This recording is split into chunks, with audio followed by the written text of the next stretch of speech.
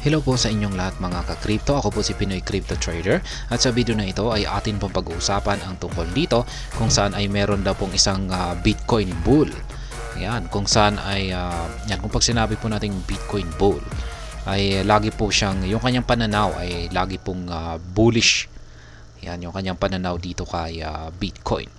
Ngayon ay siya na rin po ay naglabas po siya ng isang statement or pahayag na dulot po ng market crash o yung pagbagsak ng halos buong crypto market ay iti-take opportunity daw po niya ito para makabili sa mababang presyo.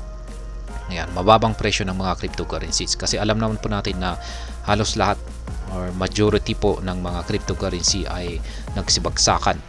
Ayan, yung iba ay talagang matindi po talaga yung kanilang ibinagsak. Yung mga iba ay yung mga iilan lamang ay hindi po gaano. Pero mas marami po talaga ang matitindi yung kanilang binagsak. At ngayon ay sabi po niya rito ay isa po dito si Shiba Inu na nakaranas ng isang matinding pagbagsak. Kaya ayan, ito ra po ay isang buy the dip opportunity, ayan, para magkaroon ng isang strategic buy.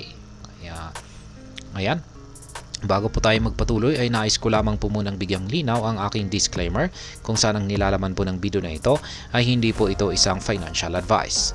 For education and information purposes lamang po ang layunin nito. Maliban po dito ay nais ko na rin pong magbigay babala na wala pong kahit anumang group chat ang Pinoy Crypto Trader. At ayun ang sabi rito ay Bitcoin investor Oscar Ramos has declared his willingness to capitalize on the recent dip and Shiba Inu value to bag more tokens at the new discount price. Ayan, isang kilalang Bitcoin investor po itong si Ginoong Oscar Ramos. Siya po yung nagsabi rito na kanya raw pong iti-take advantage yung or ika-capitalize yung pagbagsak nitong si Shiba Inu para mas makabili siya ng mas maraming amount ng Shiba Inu tokens. Yan, syempre magagawa daw po niya yan dahil sa mababang presyo or discounted price ni Shiba Inu ngayon. Ayan, at ganyan rin po yung ginawa natin dito. Yan, sa yung pagti-trade natin dito kay Shiba Inu, yan po yung ginawa natin dito kung saan ay nag-set po tayo ng ating mga buy pending order dito sa mga support line.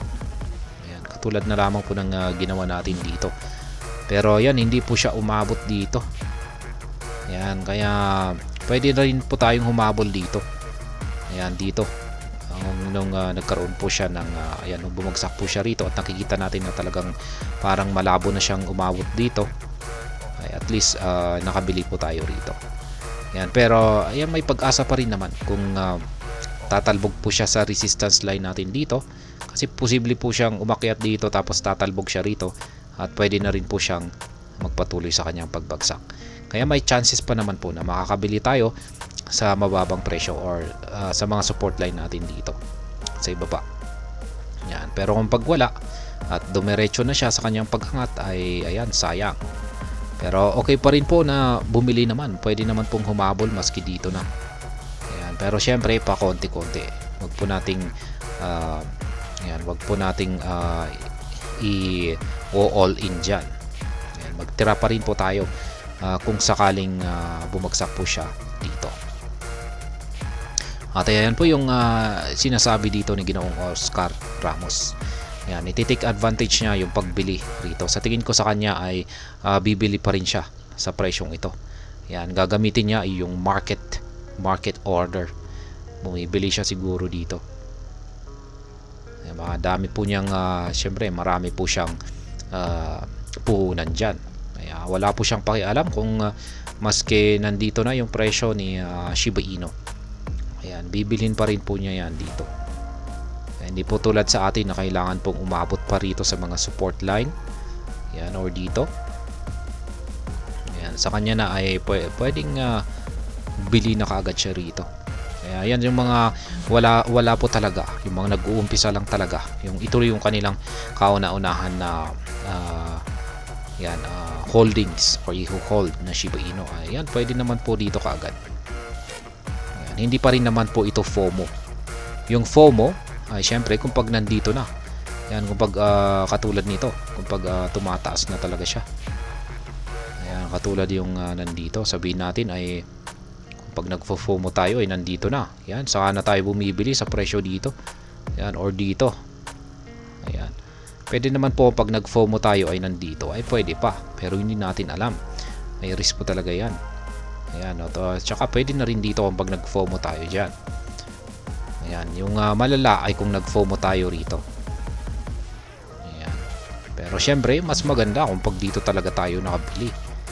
Ayan po talaga ang at hindi po pag FOMO yung nakabili dito. Talagang yan po talaga ang dapat. Buying Shiba Inu dip.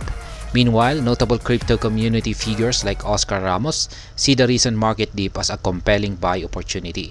Taking to X, Ramos revealed his intention not to pass up on the current low prices. Ayan, ayon po kay Ginoong Oscar Ramos ay nakikita po niya yung pagbagsak ng mga cryptocurrencies ngayon bilang magandang buying opportunity.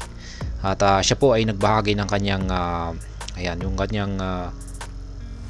meron po siyang ibinahagi rito na kanyang listahan ng kanyang mga listahan ng mga cryptocurrencies kung saan po siya ay interesadong bumili.